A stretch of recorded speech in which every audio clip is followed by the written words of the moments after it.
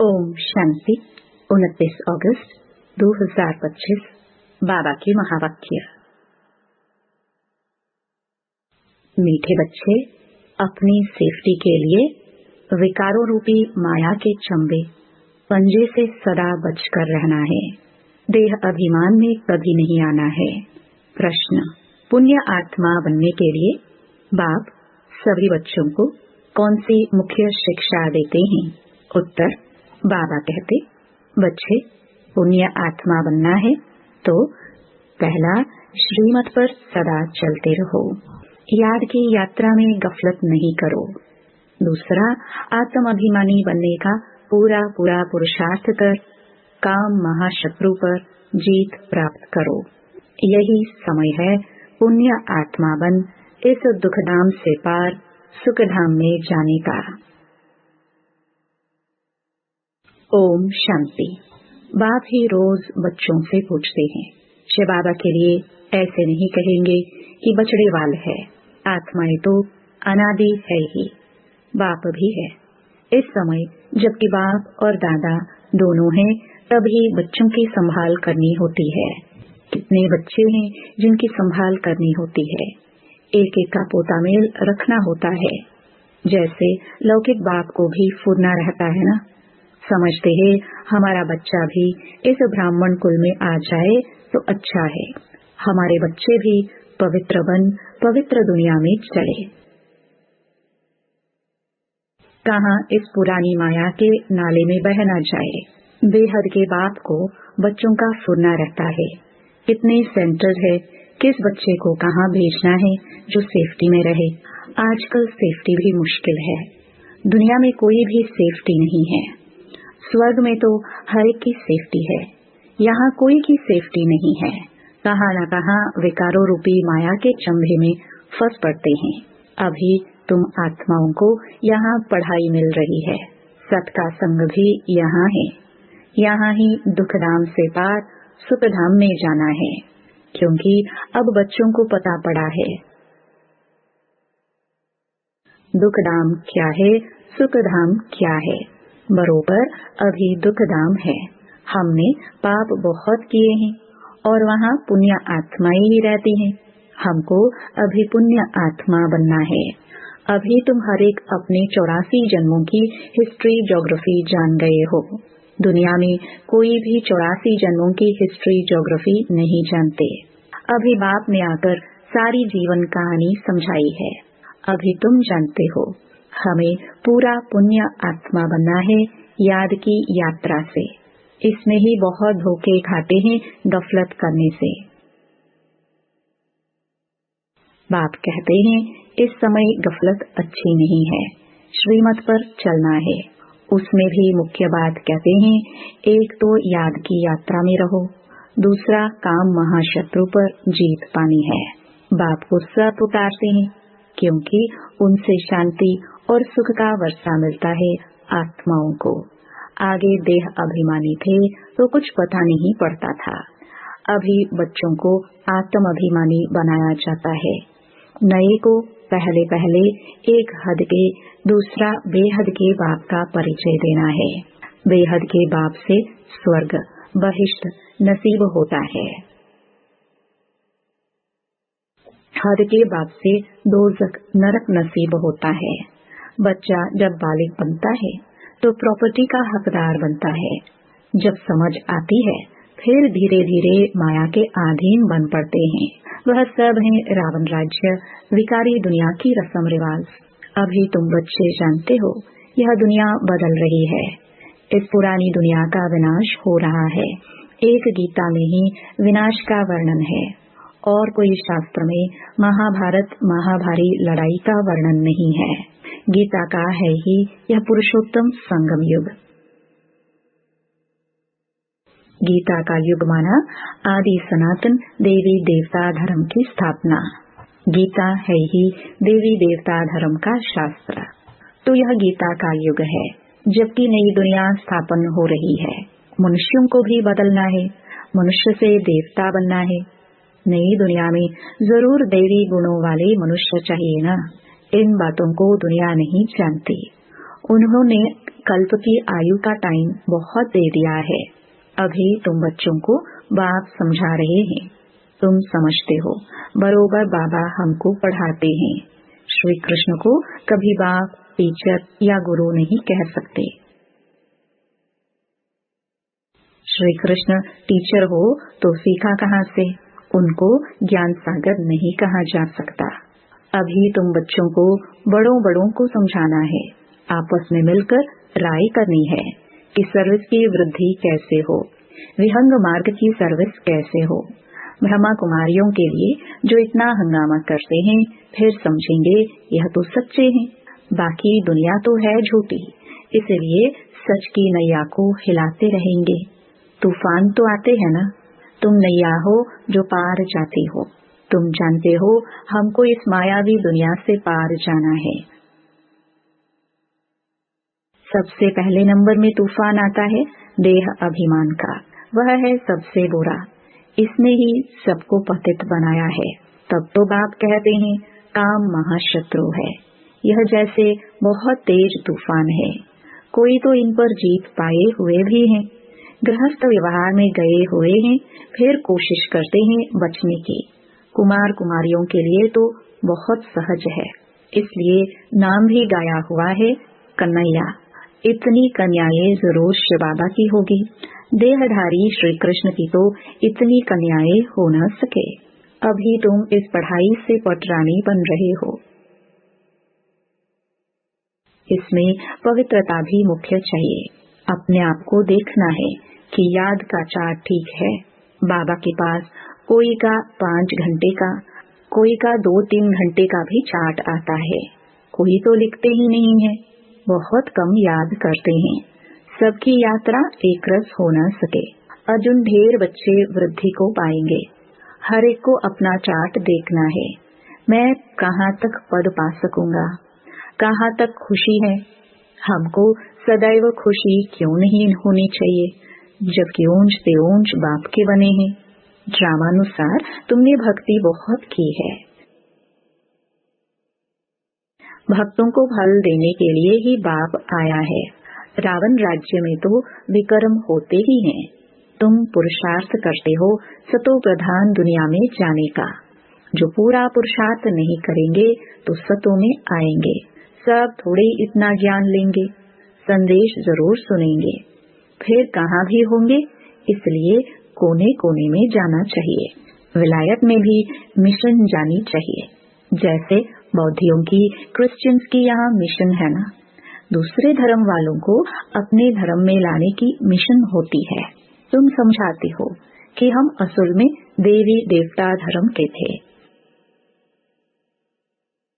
अब हिंदू धर्म के बन गए हैं। तुम्हारे पास बहुत करके हिंदू धर्म वाले ही आएंगे। उनमें भी जो शिव के, देवताओं के पुजारी होंगे वह आएंगे। जैसे बाबा ने कहा राजाओं की सेवा करो, वह अक्सर करके देवताओं के पुजारी होते हैं। उन्हों के घर में मंदिर रहते हैं, उन्हों का भी कल्याण करना है। तुम भी समझो हम बाप के साथ दूर देश से आए हैं। बाप आए ही हैं नई दुनिया स्थापन करने। तुम भी कर रहे हो। जो स्थापना करेंगे वह पालना भी करेंगे। अंदर में नशा रहना चाहिए। हम शिव बाबा के साथ आए हैं दैवी राज्य स्थापन करने, सारे विश्व को स्वर्ग बनाने। आश्चर्य लगता है इस देश में क्या क्या करते रहते हैं, पूजा कैसे करते हैं। नवरात्रि में देवियों की पूजा होती है ना, रात्रि है तो दिन भी है। तुम्हारा एक गीत भी है ना, क्या कौतुक देखा। मिट्टी का पुतला बनाए, श्रृंगार कर उसकी पूजा करते हैं। उनसे फिर दिल इतनी लग जाती है, जो जब डुबोने जाते हैं तो रो पड़ते हैं। मनुष्य जब मरते हैं तो अर्थी को भी ले जाते हैं, हरि बोल कर डुबो देते हैं। जाते तो बहुत है ना, नदी तो सदैव है। तुम जानते हो यह जमुना का कंठा था, जहाँ रास विलास आदि करते थे। वहाँ तो बड़े बड़े महल होते हैं, तुमको ही जाकर बनाने हैं। जब कोई बड़ा इम्तिहान पास करते हैं तो उनकी बुद्धि में चलता है, पास होकर फिर यह करेंगे, मकान बनाएंगे। तुम बच्चों को भी ख्याल रखना है। हम देवता बनते हैं, अब हम अपने घर जाएंगे। घर को याद कर खुश होना चाहिए। मनुष्य मुसाफिरी कर घर लौटते हैं तो खुशी होती है। हम अब घर जाते हैं जहाँ जन्म हुआ था। हम आत्माओं का भी घर है मूल वतन। कितनी खुशी होती है। मनुष्य इतनी भक्ति करते ही हैं मुक्ति के लिए, परंतु ड्रामा में पाठ ऐसा है जो वापस जाने का कोई को मिलता नहीं है। तुम जानते हो, उन्हों को आधा कल्प पाठ जरूर बजाना है। हमारे अब 84 जन्म पूरे होते हैं। अब वापस जाना है और फिर राजधानी में आएंगे। बस घर और राजधानी याद है। यहाँ बैठे भी कोई कोई को अपने कारखाने आदि याद रहते हैं। जैसे देखो, बिड़ला है, कितने उनके कारखाने आदि हैं। सारा दिन उनको ख्यालात रहते होंगे। उनको कहे बाबा को याद करो तो कितनी उनको अटक पड़ेगी। घड़ी घड़ी धंधा याद आता रहेगा। सबसे सहज है माताओं को, उनसे भी कन्याओं को जीते जी मरना है। सारी दुनिया को भूल जाना है। तुम अपने को आत्मा समझ शिव बाबा के बनते हो। इसको जीते जी मरना कहा जाता है। देह सहित देह के सब संबंध छोड़ अपने को आत्मा समझ शिव बाबा का बन जाना है। शिव बाबा को ही याद करते रहना है, क्योंकि पापों का बोझा सिर पर बहुत है।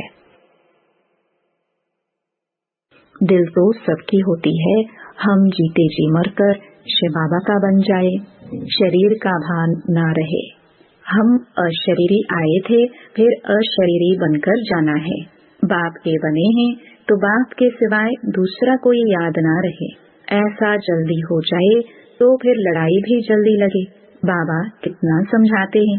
हम तो शिव बाबा के हैं ना, हम वहाँ के रहने वाले हैं। यहाँ तो कितना दुख है। अभी यह अंतिम जन्म है। बाप ने बताया है, तुम सतो प्रधान थे तो और कोई नहीं था।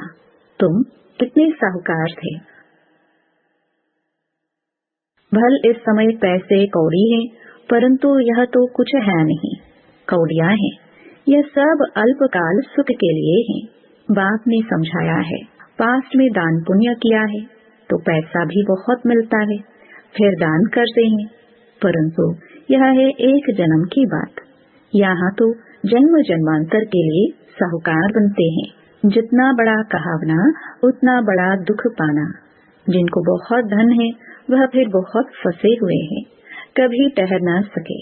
कोई साधारण गरीब ही सरेंडर होंगे, साहूकार कभी नहीं होंगे। वह कमाते ही है पुत्र पोत्रों के लिए कि हमारा कुल चलता रहे। खुद उस घर में नहीं आने वाले हैं। पुत्र पोत्रे आए जिन्होंने अच्छे कर्म किए हैं। जैसे बहुत दान जो करते हैं तो वह राजा बनते हैं, परंतु एवर हेल्दी तो नहीं है। राजाई की तो क्या हुआ, अविनाशी सुख नहीं है। यहाँ कदम कदम पर अनेक प्रकार के दुख होते हैं।